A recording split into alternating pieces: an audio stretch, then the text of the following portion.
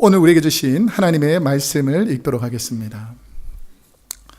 오늘 우리에게 주신 하나님의 생명의 말씀은 누가복음 3장 8절에서 16절까지 말씀입니다.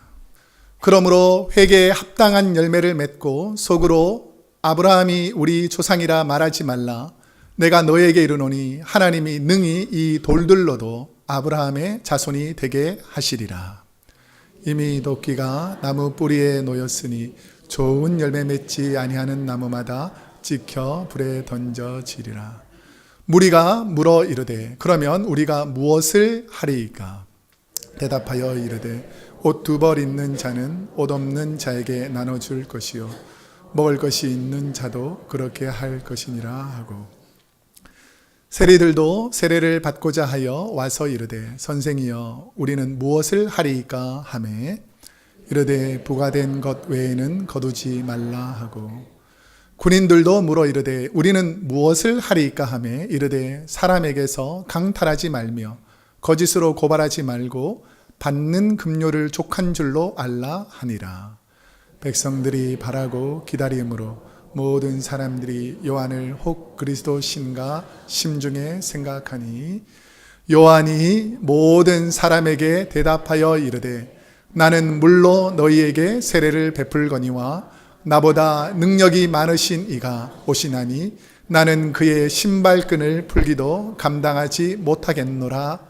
그는 성령과 불로 너희에게 세례를 베푸실 것이요. 아멘. 오늘은 누가복음 3장 8절에서 16절까지 말씀을 중심으로 예수님이 돋보이는 인생. 누가 돋보인다고요? 여러분이 돋보이는 건 아니고요. 예수님이 돋보이는 인생. 우리 옆 사람에게 한번 축복합시다. 예수님이 돋보이게 삽시다. 시작. 예수님이 돋보이게 삽시다. 그래도 내 미모에 또 가려지면 안 되니까. 그렇지만 예수님이 돋보여야 한다라는 것이죠. 요한은 은혜가 깊으시다는 뜻의 라틴어 요하네스라고 불린 요한은 우리에게 세례 요한으로 알려져 있습니다. 세례 요한은 우리 누가복음에 보면 디베료 황제가 한 15년 동안 통치할 때에 세례 요한의 원래 직업이 뭐였죠? 지난주에 가르쳐드렸는데 너무 오래전에 가르쳐드렸네요. 세례 요한의 원래 가문적인 직분이 있습니다. 뭔 줄 아세요? 제사장이에요. 아론의 후손 아버지 사가랴의 자녀인 이 요한은 제사장 집안 가문이었습니다. 그런데 제사장들이 주로 어디에서 일을 하고 사역해야 되죠? 예루살렘 성전에서 예배를 주관하고 하나님의 뜻을 전해야 되는데, 지금 세례 요한은 어디에 와 있습니까? 요단강이 흐르는 광야 외진 곳에 와서 회개하라, 회개의 세례를 받으라 라고 외치고 있습니다. 왜 회개의 세례를 외쳤을까를 생각해 보면, 우리 오늘 말씀에서 세례 요한이 그 화려한 성전을 벗어나서 아무도 오지 않을 것 같은 광야에서 복음을 전할 때에 수많은 사람들이 세례 요한의 그 회개의 세례를 듣고 회개하려는 사람들이 일어났다라는 것입니다. 세례 요한의 어머니의 이름이 뭐였죠? 엘리사벳. 그 세례 요한의 어머니와 우리 마리아, 예수님의 어머니인 마리아가 친척 관계인데, 세례 요한이 예수님보다 6개월 먼저 태어납니다. 그러면서 이 아론 가문의 대제사장 가문에서 태어난 이 세례 요한이 광야에서 철저히 낮아지고 겸손하고 많은 사람들 보기에도 너무나 철저한 하나님 중심의 청결한 생활을 하는 것을 보고, 역사학자들은 요한을 당시 세속을 멀리하고 외딴 동굴에서 하나님 말씀을 깊이 묵상하던 경건한 신앙인들, 이런 파들을 에센파라고 불렀습니다. 무슨 파라 불렀다고요? 에센파. 그래서 이 에센파는 하나님 중심으로 살기 위해서 세속과의 관계를 단절하고 하나님 말씀 중심으로 살던 사람을 에센파라고 불렀습니다. 그리고 이 영성신학자들은 세례요한이 그때 당시에 있던 많은 사람들과 달리 영적인 통찰력과 영적 지각이 있었기 때문에 탁월한 영성가라고 세례요한을 생각했습니다. 그러면 세례요한을 구약의 선지자들은 어떤 사람이다 라고 예언하고 있냐면 오늘 본문 4절, 특별히 이사야가 메시아에 대해서 많이 예언했는데 메시아 이전에 올 세례요한을 예언한 것이 바로 이사야 40장 3절 말씀을 중심으로 하는 이 4절 말씀입니다. 한번 읽어보겠습니다. 시작. 선지자 이사야의 책에 쓴 바 광야에서 외치는 자의 소리가 있어 이르되 너희는 주의 길을 준비하라 그의 오실 길을 곧게 하라. 이사야 40장 3절에서 이사야는 예수님 이전에 와서 예수님의 길을 도울 세례 요한의 사명을 세 가지로 표현하고 있습니다. 그 첫 번째는 광야에서 외치는 자의 소리. 어디서 외쳐야 외치는 자가 효과적일까요? 여러분의 뜻을 전하려면 어느 곳에서 외쳐야 영향력을 많이 발휘할까요? 사람들이 많이 모이는 곳이잖아요. 근데 광야에는 사람들이 많이 모일 수 있는 장소입니까? 아니죠. 그런데 놀라운 사실은 뭐냐면 환경적으로는 광야가 훨씬 더 사람들이 모이지 않을 것 같은데 거짓이 있는 예루살렘에는 사람들이 실증을 느끼고 가지 않는데 진리를 외치는 이 광야로 진리를 듣기 위해서 많은 사람들이 모이더라는 것입니다.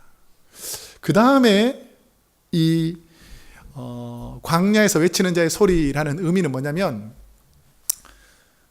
로마의 당시 그 지배 구조를 보면 헤롯 대왕, 그러니까 예수님 탄생 한 BC 4세기, 예수님 탄생쯤에 헤롯 대왕이 로마에서 정권을 위임받아가지고 팔레스타인 지역 전체를 지키는 왕이 되거든요. 그러니까 BC 4세기에 헤롯 대왕이 죽고 난 다음에 그 자녀들이 그 헤롯이 통치하던 지역을 분할해서 다스립니다. 그랬을 때 그 첫째 아들이 헤롯 안티파스, 그 둘째 아들이 헤롯 빌립입니다. 근데 첫째 형인 헤롯 안티파스가 동생 헤롯 빌립의 아내 이름이 혹시 헤로디아. 그래서 세례 요한을 죽이게 한 그 여성, 그 헤로디아와 결혼해 버립니다.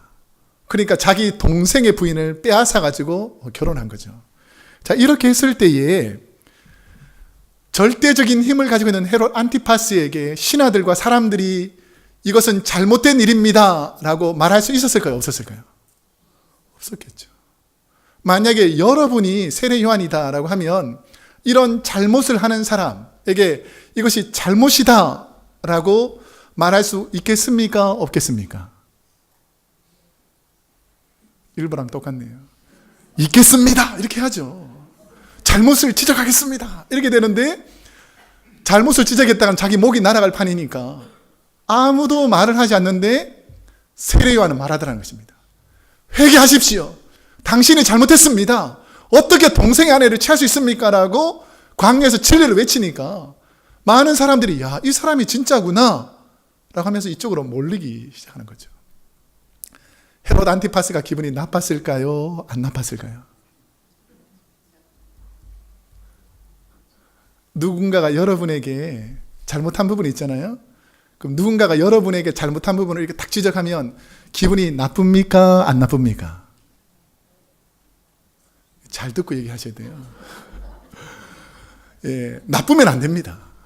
왜냐하면 누군가가 나의 잘못을 지적하면 감사합니다. 내가 고치겠습니다. 이렇게 바뀌어야지. 대부분의 사람들은 누군가가 나의 잘못을 지적하면 이런 괘씸한 나만 잘못하냐? 너도 잘못하지. 이런 상대방에 대한 미움과 시기, 질투 이런 것이 있다는 거죠. 그런데 세례 요한은 하나님의 말씀을 듣고 광야에서 외치는 자의 소리가 되어서 그때 당시에 잘못하는 분들의 잘못을 지적했다라는 것이죠. 저와 여러분도 헤롯처럼 자신의 죄와 실수를 인식하지 못하고 알더라도 잘못을 인정하지 않으려고 하는 연약함이 있다는 것입니다.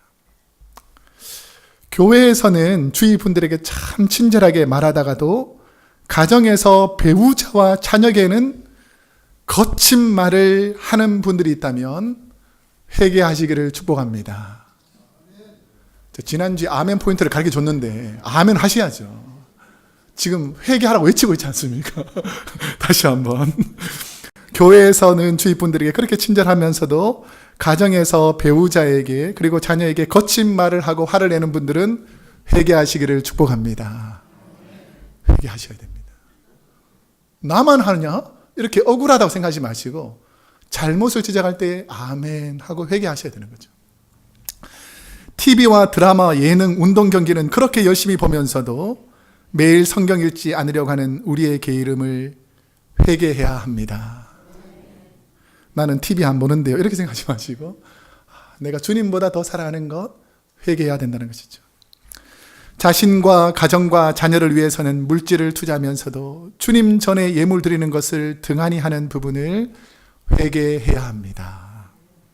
작아지면 안 됩니다. 점점. 나의 몸은 그렇게 챙기면서 주위의 연약한 분들을 외면하는 우리의 죄를 자복해야 합니다. 회개를 듣고 아멘으로 받아들여야 진짜 회개하는 거죠. 요한은 또 한 가지 사명이 뭐냐면 주님의 오심을 준비하는 사람이라고 구약에서 소개합니다.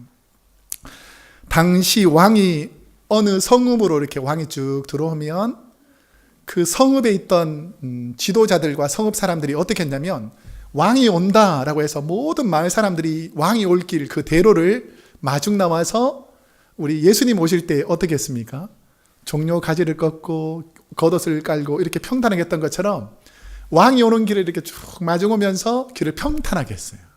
그리고 왕이 머무를 숙소라든지 왕이 먹을 음식들을 잘 준비하고 그리고 왕이 머무를 동안에는 최대한 잘 평안에 이룰 수 있도록 잘 준비하는 것이 그 시대의 풍습이었습니다.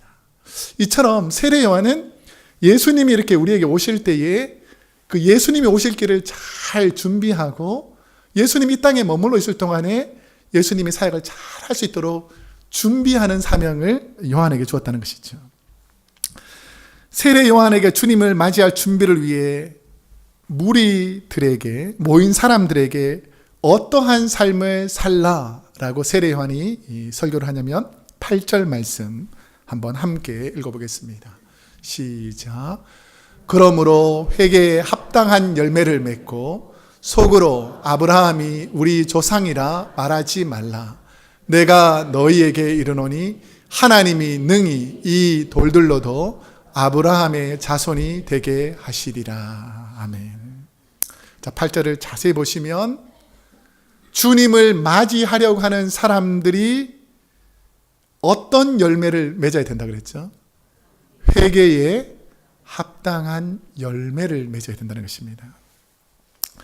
당시 종교 지도자들, 특히 바리새인들과 서기관들은 입술로는 회개를 외치고 나는 아브라함의 후손이다, 거룩한 백성이다 라고 외쳤지만 예수님께서 그 속을 보니까 어떤 사람들이라고 그랬습니까? 바리새인들을 보면서 예수님께서 외식하는 자들, 교만한 자들, 자기는 의롭다고 나는 아브라함의 자손이라고 소리를 지르면서 정작 연약한 사람들, 병든 사람들, 그때 당시에 죄인들과 어려운 사람들은 손가락질하면서 정죄하면서 나 같은 아브라함의 자손이나 하나님 백성 되지, 너희 같은 이방인들, 너희 같은 죄인들, 악한 너희들은 도저히 하나님의 자녀가 될 수 없다라고 비판하던 그들에게 예수님께서 뭐라 그랬냐면 썩은 냄새가 나는 회칠한 무덤 같은 사람이라고 불렀습니다. 그리고 입만 무성하고 열매가 없는 무화과 나무 같은 신앙인이라고 불렀습니다. 교회 안에서도 세례 요한처럼 겸손히 자신을 돌아보고 자신의 자리에서 주위 분들과 겸손한 삶, 절제하며 사시는 분들도 있지만, 외식하는 바리새인처럼 교회 생활을 오래 했다고, 성경에 대한 지식이 남보다 많다고, 직분을 받았다고 그렇지 못한 분들을 비판하고 정죄하는 이런 것을 뭐라 부르는 줄 아세요? 잘 기억해 놓으세요. 영적 교만이라 부릅니다. 뭐라 부른다고요? 영적 교만. 우리 주위에 얼마나 많은 분들이 세례 요한처럼 살지 못하고 영적 교만함에 휩쓸려 가지고 나는 율법적으로, 나는 신분적으로 아브라함의 후손처럼 대단한 것으로 착각하며 살아서는 안 된다는 것입니다.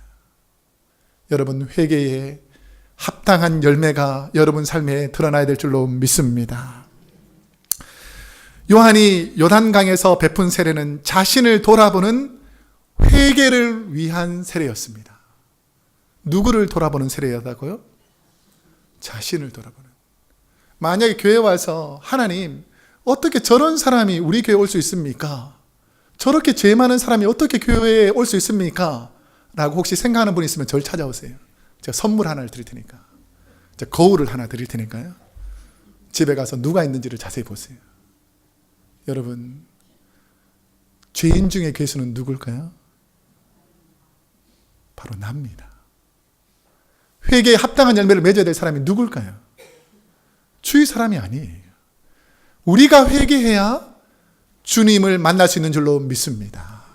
그렇기 때문에 회개에 합당한 열매를 맺으려는 많은 사람들이 세례 요한에게 몰려오더라는 것이죠. 회개는 절망 중에 있던 사람들에게 새로운 회복의 기회를 줍니다. 회개해야 기회가 생기는 것입니다. 우리가 잘 아는 그 프랑스의 대문호 중에서 빅토르 위고라는 분이 있습니다. 이분은 후에 독실한 크리스천이고 시인이고 소설가가 되었습니다. 그런데 이분이 예수님을 알기 전에 위고는 술과 문란한 사생활 때문에 외동딸인 레오포르딘이라는 그 딸이 아버지의 모습을 보고 자살합니다. 딸의 유서에는 이렇게 써 있는데, 아버지의 심한 외도와 과음에 짓눌려 비참하게 사는 엄마의 모습에 살 의욕을 잃었습니다 라고 유서를 써놓고 죽어버리는 거예요. 하나밖에 없는 자기가 가장 사랑하는 딸이 이런 상황이 되니까 이 사람이 엄청난 충격에 빠집니다. 그러면서 빅토르 위고는 딸의 죽음을 통해서 이것은 나를 향한 하나님의 심판이다 라고 외치면서 진실한 회개를 하고 과거에 자기의 악한 모든 사람을 회개하고 정리하고 하나님께로 돌아옵니다.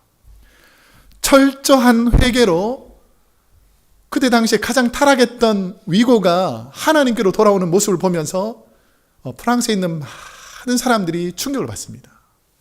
나도 어쩌면 저런 삶을 살다가 하나님께 심판을 받아서 내 인생에 고난이 닥치면 안 되기 때문에 나도 하나님 앞에 돌아와야 되겠다는 수많은 회개하는 사람들이 일어나기 시작했다라는 것이죠. 세례 요한 한 사람의 철저한 회개와 절제된 삶을 통해 수많은 경건하게 살기를 원하는 사람들이 회개하였듯이 우리 교회 모든 성도님들이 날마다 회개함으로 여러분 때문에 여러분 주위에 있는 분들이 하나님께 돌아오는 회개의 열매를 맺기를 축복합니다. 여러분이 바뀌어야 한다는 것이죠. 내가 먼저 회개해야지 그 모습을 보고 주위에 있는 분들이 하나님 은혜를 경험하게 되는 것입니다.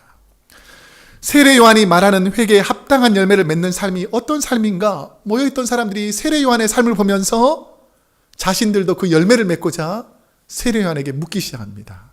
10절에서 11절 한번 읽어보겠습니다. 시작. 무리가 물어 이르되 그러면 우리가 무엇을 하리이까? 대답하여 이르되 옷 두 벌 있는 자는 옷 없는 자에게 나눠줄 것이요 먹을 것이 있는 자도 그렇게 할 것이니라 하고. 자, 우리 11절을 자세히 보세요. 오늘 저희가 예배를 마치고 이제 여러분이 이제 무리라고 생각하는 거예요. 세례 요한이 딱 말한 겁니다.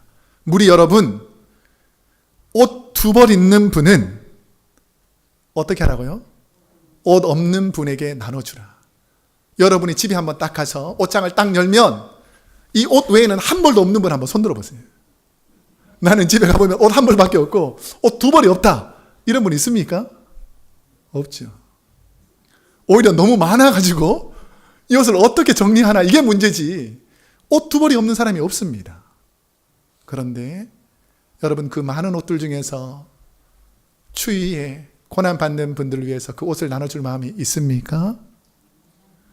좀 전에 가르쳐 드렸잖아요. 아멘의 포인트. 나눠줄 마음이 있습니까? 아멘이 되시기를 축복합니다. 그래야 회개에 합당한 열매를 맺고 사는 거예요. 그 사람은 그 사람이고 나는 난데 왜 그 사람의 옷을 내가 대신 책임져야 되냐? 이런 사람은 회개에 합당한 열매를 맺지 않는 바리새인과 율법적인 사람과 똑같다는 것이죠. 여러분에게 지금 하나님 말씀하십니다.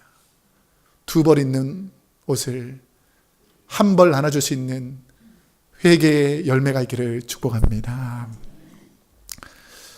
제가 신방을 가보면 집집마다 냉장고가 한 대인 분들은 극히 드물더라고요. 냉장고가 아주 자취하는 분 외에는 거의 한 두 개씩은 다 있어요. 그 안에 있는 음식 다 뭔지 아십니까? 저희 아내가 있어서 좀 말하기 죄송한데 우리 집도 가끔씩 대청소할 때가 있거든요. 그러면 저 구석진 곳에 며칠인지 몇 달인지 모르겠지만 그 있는 음식들을 정리할 때가 있습니까? 없습니까? 있죠. 그런데 오늘 말씀에 보면 먹을 것 있는 자도 이것이 필요한 분들에게 나눠줄 마음이 있느냐? 만약에 내가 나눠줄 마음이 있다면 이것은 회개에 합당한 열매를 맺는 사람이에요. 내 거는 내 거고 썩어서 버리더라도 내 것이지 내 것을 왜 주위 사람들에게 나눠주냐? 이런 분들은 전혀 회개에 합당한 열매를 맺지 못하는 분이라는 것입니다. 우리 옆 사람에게 한번 축복합시다. 먹는 것을 나눠줍시다. 시작. 먹는 것을 못 먹을 건 나눠주면 안 됩니다. 먹는 것을 나눠줘야죠. 먹을 것을. 나는 좋은 거 먹고 저 사람은 먹지도 못할 거 나눠주면 되겠습니까? 그러니까 이 말이 뭐냐면 내가 할 수 있는 작은 일에서부터 실천하며 회개의 삶을 살라는 거예요. 꼭 옷 두 벌 나눠주어라, 뭐 음식 나눠줘 이 말이 아니라 내가 하나님 앞에서 받은 은혜가 있다면 그 은혜를 받지 못한 사람들에게 나누며 살아라. 이게 바로 회개에 합당한 열매라는 거예요. 자, 그 다음에 보면 참 회개하기 힘든 또 부류가 나타납니다. 12절에서 13절 한번 읽어보겠습니다. 12절에서 13절 시작. 세리들도 세례를 받고자 하여 와서 이르되 선생이여 우리가 무엇을 하리까 하며 이르되 부과된 것 외에는 거두지 말라 하고. 제가 여러 번 말씀드렸지만 당시 세리들은 로마 정권과 결탁해서 권한을 총동원하여 세금을 징수하고 유대인 사회에서는 세리와 창녀를 동급으로 취급할 정도로 타락한 부류였습니다. 자, 이 세리들이 내가 하는 일들이 너무 잘못되어서 이제 하나님 앞에 회개하고 회개 열매를 맺으려고 예루살렘 성전에서 회개할 수 있었을까요? 없었을까요? 힘듭니다. 내가 세리인지 다 알고 있는데 내가 세리인 내가 예루살렘 성전으로 들어가려고 그러면 사람들이 어떻게 하겠습니까? 당신 같은 죄인이 어떻게 예루살렘 성전 하나님의 거룩한 성전에 들어올 수 있냐고 당신은 안 된다라고 배척당하던 사람들이 세리들과 창녀들과 나병 환자들과 귀신 들린 사람들과 억울한 사람들은 감히 예루살렘 성전에 들어갈 수가 없었어요. 제도가 그랬습니다. 근데 그런 사람들을 받아주는 곳이 있어요. 어딜까요? 세례 요한은 누구나 세리든 창녀든 병자든 어려운 사람이든 누구나 다 받아주는 거예요. 그러니까 이 세리들이 찾아와서 우리들도 회개하고 그 열매를 맺고 싶은데 어떻게 해야 되겠습니까? 라고 묻고 있다라는 것이죠. 저는 우리 크로스웨이 교회 모든 성도님들이 스스로 거룩하다고 생각하며 주님이 없는 예루살렘 성전을 지키던 제사장들과 바리새인들과 외식하는 신앙인들은 한 분도 없기를 축복합니다. 교회는 죄인들, 영적으로 병든 분들, 삶에 문제가 있는 분들이 회개하고 주님을 만나는 곳이지, 남의 허물 때문에 우리와 그들을 배척하는 도구가 교회가 돼서는 안 된다는 것이죠. 주님이 우리 교회에서 함께 예배드릴 수 있는 교회가 되기를 원합니다. 연약한 사람, 소외된 사람, 병든 사람, 귀신 들린 사람, 이런 연약한 자들과 우리 주님이 함께 하고자 했는데 정작 우리는 바리새인이 되어서 예수님을 막아서 못 들어오게 한다면 이건 교회가 아니죠. 여러분, 우리 교회가 교회되어야 될 줄로 믿습니다. 14절에 보면 더한 분들이 등장합니다. 우리 14절 말씀 한번 읽어보겠습니다. 시작. 군인들도 물어 이르되 우리는 무엇을 하리까 하매 이르되 사람에게서 강탈하지 말며 거짓으로 고발하지 말고 받는 급료를 족한 줄로 알라 하니라. 아멘. 그때 당시에 로마의 군인들은 어디에 충성을 해야 했을까요? 로마에 충성해야 했습니다. 군대에서 제일 중요한 것이 있다면 그것이 바로 명령에 복종하는 거예요. 근데 이 로마의 군인들이 로마가 시키는 대로 했더니 내 인생이 정말 악하고 사람을 무참히 죽이고 빼앗고 거짓으로 모함하고 이런 악한 일을, 이중적인 삶을 살기가 너무 괴롭다는 거예요. 그래서 이들이 자기가 가지고 있는 힘과 권력을 다 내려놓고 세례 요한에게 찾아왔습니다. 우리 같은 군인들도, 우리 같이 당신들을 핍박한 사람들도, 당신의 원수된 우리도 회개의 열매를 맺을 수 있습니까? 라고 묻는 거죠. 세례 요한의 대답은 뭐죠? 그럴 수 있다는 거예요. 우리가 원수처럼 생각하는 우리의 가족과 우리의 민족을 핍박한 그 어려움을 준 사람이라 할지라도 회개의 자리로 나와 열매 맺어야 될 줄로 믿습니다. 이게 바로 하나님의 뜻이라는 것이죠.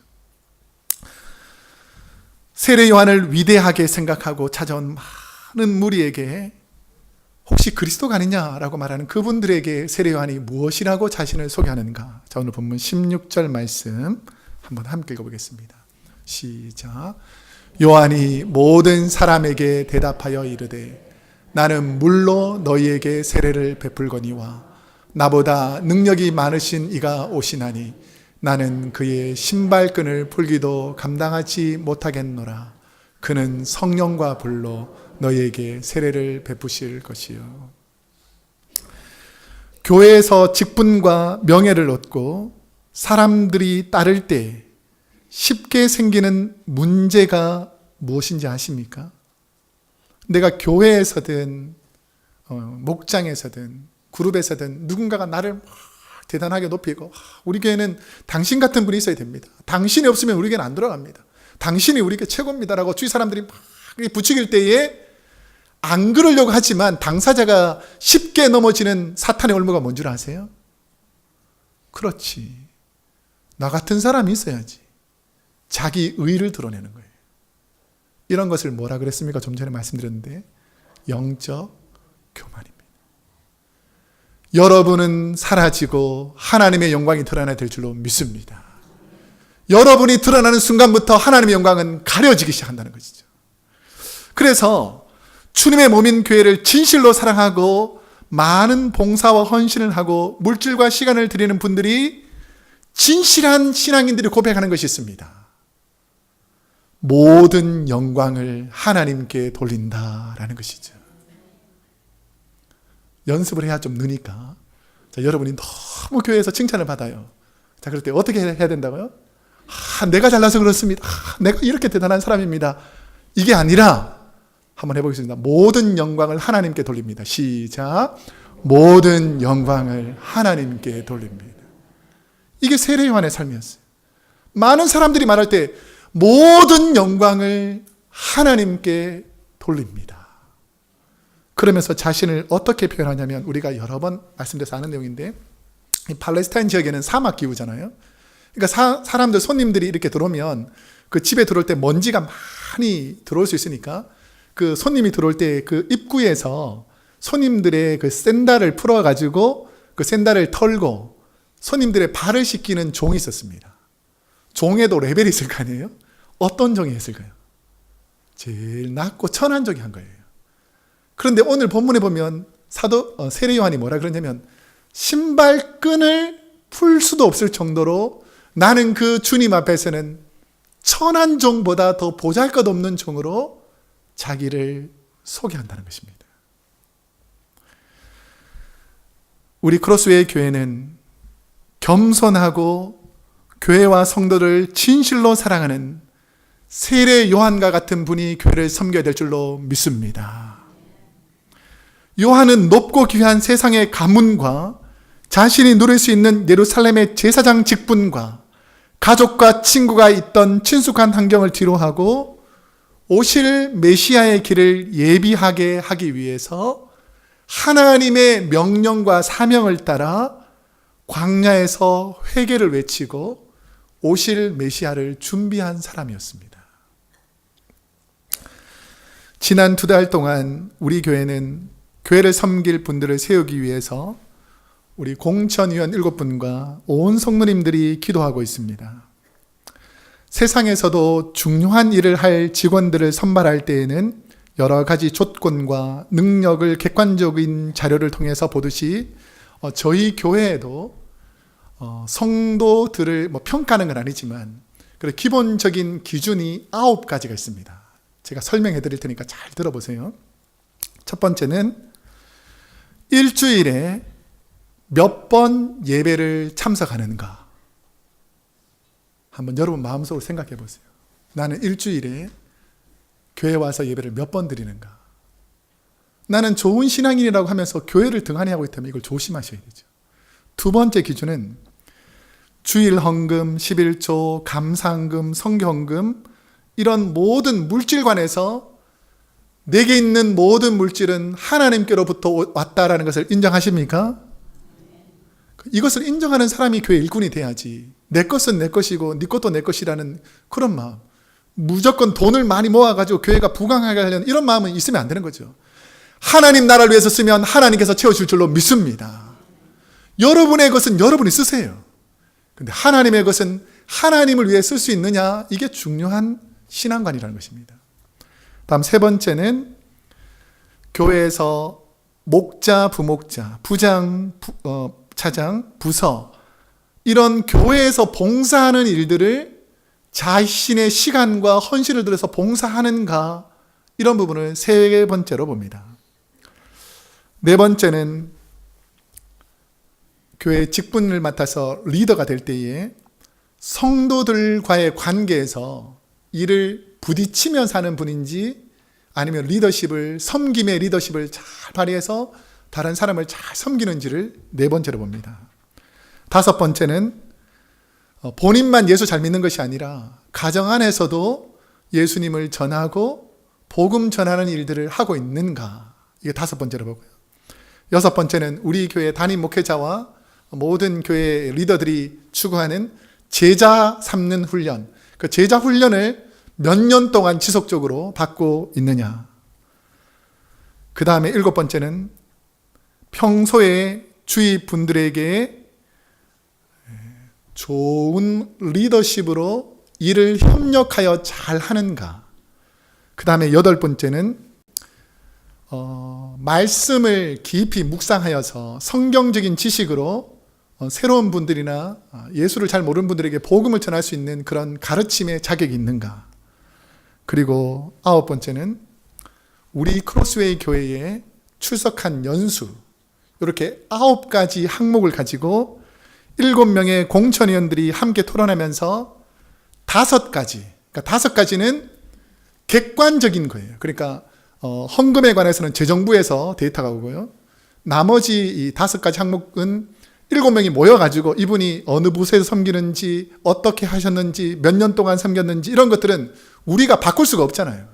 그러니까 7명이 잘 상의해서 그 점수들이 데이터로 올라가게 되어 있습니다. 그리고 나머지 네 부분은 이제 개인적인 성향에 따라서 조금씩 다른 의견이 있을 수 있기 때문에 그 주관적인 부분은 기도하면서 2주 동안 그분들을 잘 평가해서 전체 항목을 매겨요. 그런데 이런 기본적인 검증과 자질보다 훨씬 더 중요한 것이 있는데, 그것은 바로 오늘 본문의 세례 요한처럼 자신의 환경과 능력, 경험과 신분이 사라지고 오직 주를 위해 어떤 삶을 살 것인가, 내가 교회에서 섬기면서 어떻게 교회를 더 빛나게 하고 주님을 더 빛나게 할까 생각한 그 세례 요한의 마음의 중심이 되는 성경 구절이 있습니다. 이게 바로 요한복음 3장 30절입니다. 우리 한번 한 목소리로 읽어보겠습니다. 시작. 그는 흥하여야겠고 나는 쇠하여야 하리라. 그는 누굴까요? 예수님은 흥하여야겠고 나는 쇠하여야 되겠다. 옆에 있는 분들은 흥해야 되고 나는 쇠해야 되겠다. 처음 오시는 분들은 흥해야 되고 오래 믿은 나는 쇠해야 되겠다. 우리 교회 연약한 분들은 흥해야 되고 나는 쇠해야 되겠다. 이런 믿음이 있는 믿음으로 교회를 섬기는 분들이 섬겨야 온전한 섬김이 이루어질 수 있다라는 것이죠. 우리 한번 같이 한번 읽어보겠습니다. 예수님은 흥해야겠고 이 찬우는 쇠해야겠다. 읽어볼게요. 시작. 예수님은 흥하여야 하겠고 이 찬우는 쇠해야 하리라. 아멘. 저는 목회를 하면서 참 겸손하고 훌륭하신 성도님들, 집사님들, 권사님들, 장로님들을 볼 때마다 절로 허리가 숙여질 때가 있습니다. 제가 미국으로 유학을 올 때에 제가 한국에서 섬기던 교회에 같은 교구에서 섬기던 장로님, 권사님 가정이 있었습니다. 남편 장로님은 1부에서 5부까지 주일 예배를 드릴 때 더운 여름이든 추운 겨울이든 오전 7시에 드리는 1부 예배에 오시는 성도님들을 위해서 매주 6시 30분에 춥던 덥던 그곳에서 안내하면서 늘 밝은 미소로 마당까지 나와서 성도님들을 맞이하고 계신 분이었습니다. 아내 권사님은 미장원을 운영하시는 분이었는데 당시 교회에서는 전도왕으로 유명한 권사님이셨습니다. 이분은 이 금호동, 옥수동에 보면 시장이 많거든요. 그 시장에서 어렵게 노점상을 하는 그런 할머니들 많아요. 그런 분들을 찾아가가지고 전도를 하고, 그 개발되기 전에 금호동 위쪽에는 쪽방들이 많았습니다. 그럼 그곳에 올라가가지고 먹을 것을 싸들고 계속 전도하는 거예요. 그래서 제가 같은 교구니까 우리 교구에는 어떤 분이 많을 것 같아요? 할머니들이 얼마나 많이 오시는지 모릅니다. 어렵고 힘든 할머니들, 젊은 분들 중에서도 집 없는 가난한 사람들 얼마나 많이 오는지 몰라요. 그러니까 그런 분들을 늘 대하는 거죠. 근데 이분들이 하는 공통적인 말이 있습니다. 나는 예수 믿으려고 온 게 아니고 이 누구누구가 하도 잘해줘가지고 내가 어쩔 수 없이 한 번은 오겠다 그래서 온다는 거예요. 근데 이렇게 한 번 오는 사람이 두 번 오고 두 번 오는 사람이 집사님이 되고 권사님이 되는 거예요. 이분은 매년 전도왕이 되는 겁니다. 그래서 어떻게 이런 일들에 헌신하게 되었는지를 제가 듣게 되고 참 감동을 받은 적이 있습니다. 이 두 분이 원래는 아들이 둘이 있었어요. 근데 큰아들이, 너무 사랑하는 큰아들이 이제 군대에 갈 나이가 되었는데 시름시름 아파서 병원에 갔더니 백혈병에 걸렸다는 거예요. 그 백혈병에 걸려서 몇 달 살지 못하고 이 세상을 떠납니다. 그 후에 두 분은 마음에 큰 상처가 있으면서도 사랑하는 아들을 위해서 어떻게 살아야 될지를 하나님께로부터 받습니다. 네가 베풀지 못한, 그 아들에게 베풀지 못한 사랑을 이 땅에 소외된 연약한 자들에게 베풀어라. 이게 그 두 분의 사명이 되었어요. 그러면서 믿지 않는 분들에게 전도하고 교회를 봉사하면서도 늘 그 아들을 생각하면서 하나님의 영광을 위해서 기쁨과 감사함으로 그 일들을 감당하더라는 것입니다. 저는 우리 크로스웨이 교회 모든 성도님들이 세례 요한처럼 예수님을 위해서 살아가시기를 축복합니다. 나를 위해 사는 것이 아니라, 내 비전과 내 꿈을 위해 사는 것이 아니라 하나님께서 내게 주신 사명, 예수님은 흥해야 하고 나는 쇠하는 그 사명을 가지고 살아가는 분들에게 하나님께서 복과 은혜를 더해줄 줄로 믿습니다. 이제 말씀을 맺겠습니다. 저와 여러분의 인생의 주인공은 예수님이시고 저와 여러분은 주님을 돋보이게 하는 조연이어야 합니다. 이 땅에 죄로 고통하며 진리를 찾는 분들을 주님의 몸인 교회로 인도하여 아름다운 주님의 사랑을 느끼도록 세례 요한처럼 주님을 돋보이게 하는 낮아지고 겸손한 분들로 살아가시기를 축복합니다. 기도하겠습니다.